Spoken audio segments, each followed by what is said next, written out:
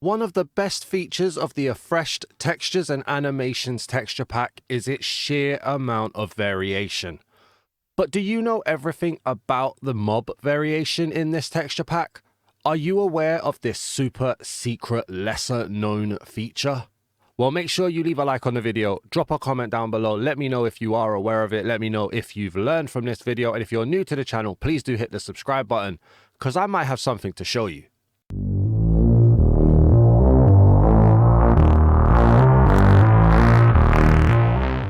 So welcome back to the channel. I am your boy, the Daz Man, and we are in a brand new creative world with the Afreshed Textures and Animations texture pack, and we're going to be looking into the mob variations aspect of this texture pack. Now, if you don't know already, the Afreshed texture pack is a mostly faithful to vanilla texture pack that gives us a ton of block variations, as you can see behind me, as well as animations such as animated foliage and even more. But it also gives us a ton of features when it comes to mob variations, and that's what we're going to be looking at today. So let's start by having a look at the different types of variations that you can get in this texture pack. So in the Afreshed texture pack, there are 4 different variations of mob textures that you can get. We're going to start with the default variant, which is basically the vanilla friendly or vanilla inspired texture to keep it as close to the base game as possible. We won't be looking too tough at this, it's just a little bit boring, but we will be revisiting the B shortly. Then we get some random variants, which essentially gives the mobs different skins or variances of the skins, and this changes whenever you log in and log out. So if I logged out right now, these skins would change for the chickens, and this one could potentially become a black one, that could become a white one, this could become a different style. It's completely random and spawns in randomly. And then you get the random layered variants, which essentially puts a top layer on top of the skin to give off an impression of items being worn or clothing, like we can see here with them wearing different trousers, different tops. And again, this changes when we log in and log out. We will be touching upon both of these types of variants as well, but we'll also mostly be touching upon one that is basically a super secret detail that not everybody knows, and that's called the name tag variant. So just bear that in mind, hang around and we'll see what they look at. But first of all, let's start by looking at a few of the random ones that you get. So the random variants that you get in the world help make the world feel bigger, help make it feel more alive and more varied in general. And one of the best examples of this is the creeper variants. So you can see here we could get a red one, we can get a blue one, a yellow one, another blue one, whatever color that is. There are tons of different colors for creepers that you can get, but there is one slight problem with the random variants, and that is if you happen to have one caught of any type of mob, not necessarily a creeper, and then you log out, so that guy's purple. If we log out and then we log back in again, it doesn't keep the color 100% of the time. Now, obviously I'm doing this live, so it's probably going to stay purple to really mess me up. Nope, there we go. It changes to this kind of minty blue / teal color. Let me know what color that is. I don't know. So it randomly generates every time you log in. So it's hard to stay consistent with that. And one of the ways around it is with the super secret feature that we're showing off today. What you want to do is get a name tag. And there are different colors that you can name tag this. There is a website at the CreatorLabs.net. There's a web page, that tells you all of the different name tags that you can use. But if I take the name tag red, which I've just done by going into here, just putting the name tag in here and just naming it red as standard and then picking it up from there. If I take the red one, grab this here we go, and I name tag it, I can now force that color to stay on the creeper or the mob that you've chosen that has this feature available. And then when we leave, if we come back in again,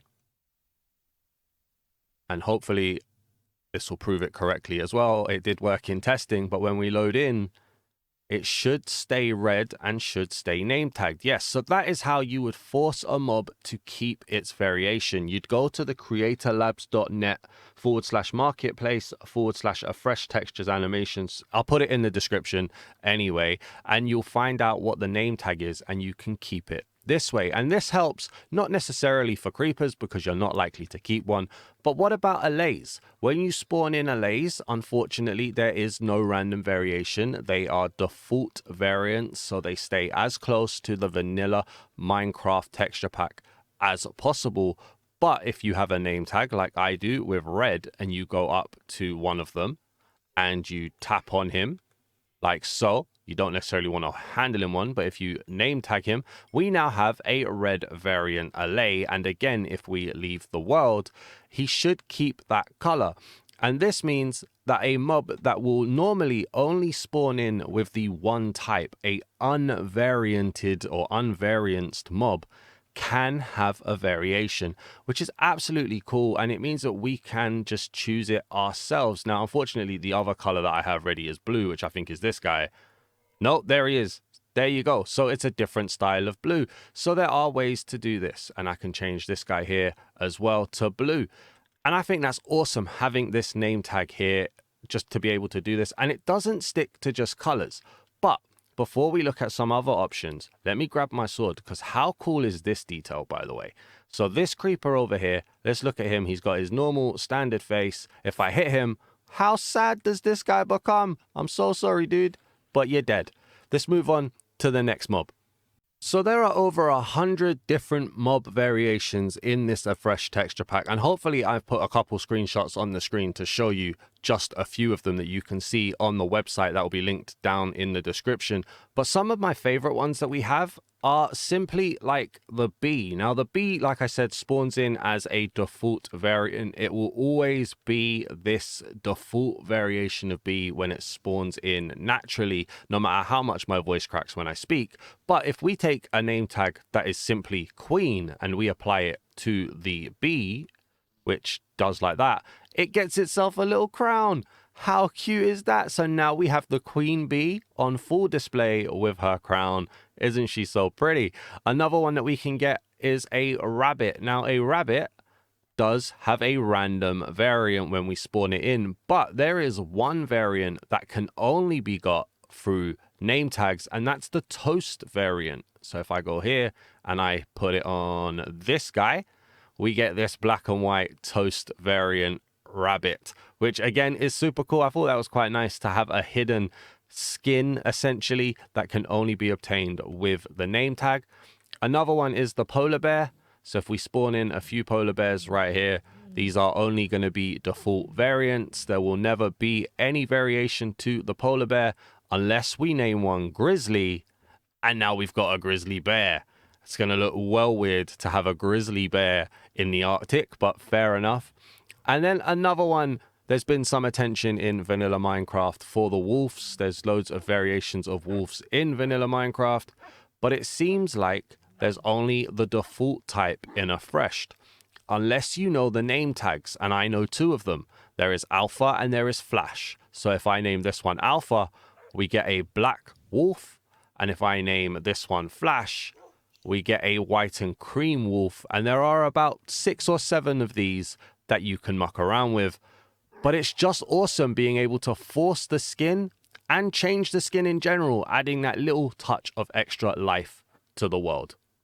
And then so lastly, the other type of variant that we haven't really touched upon now is the random layer variant. And the best way to show this, in my opinion, is the iron golem. So the iron golem here is normally a default style. It's about as close to vanilla as possible. That looks about as normal to an iron golem in vanilla Minecraft, but he has a little monocle up here, and that's his layer.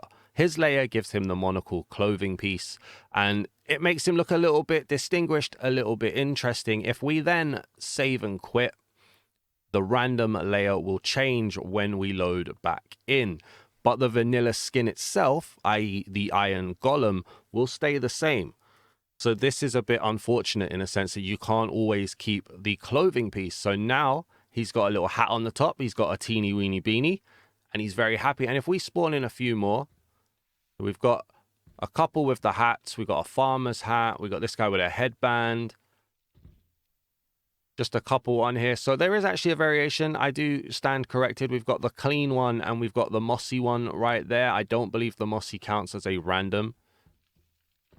but there's, yeah, tons of different ones here. But there's also a secret name tag feature. So if you have the name tag furnace and you apply it to the iron golem, he becomes a furnace iron golem, which is just such a nice little detail. Now, one of the problems with this, though, is that if I change this guy, for instance, he's still a random layer variant, which means if we leave, sure, whoops, I've gone.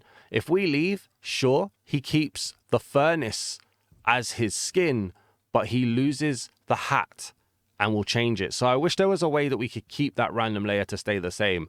But I'm just always blown away by the amount of customization, the amount of variation, the amount of just awesome little details to improve the quality of life that we get in the Afreshed texture pack. And I think that's super cool. Now, this isn't an advert. You don't have to go and get this texture pack. I'm not telling you to go and get this texture pack. I just wanted to appreciate a feature that I found out. So I hope you guys like it. I hope you was able to learn something. Did you already know this? Let me know down in the comments. Please do leave a like on the video. Let me know how you feel about these types of shorter kind of insighty videos. This was kind of cool to make. I hope it was nice. I hope it was cool to watch. And please do hit the subscribe button. I would greatly appreciate it. Thank you very much for helping the channel hit 6,000 subscribers. I genuinely cannot believe it. That's absolutely amazing. Thank you, thank you, thank you so much for the support. I don't think I'll ever be able to say thank you enough, but I really do appreciate all of you. The link to the CreatorLabs website, by the way, is down in the description if you want to find out what all of the different variations look like and how to spawn them. It tells you what the name tags need to say, whether they're random, whether they're default, whether they're random layer, or whether they're specifically a name tag variant. It's a very nice little web page, very nice little feature. So thank you for watching. Peace.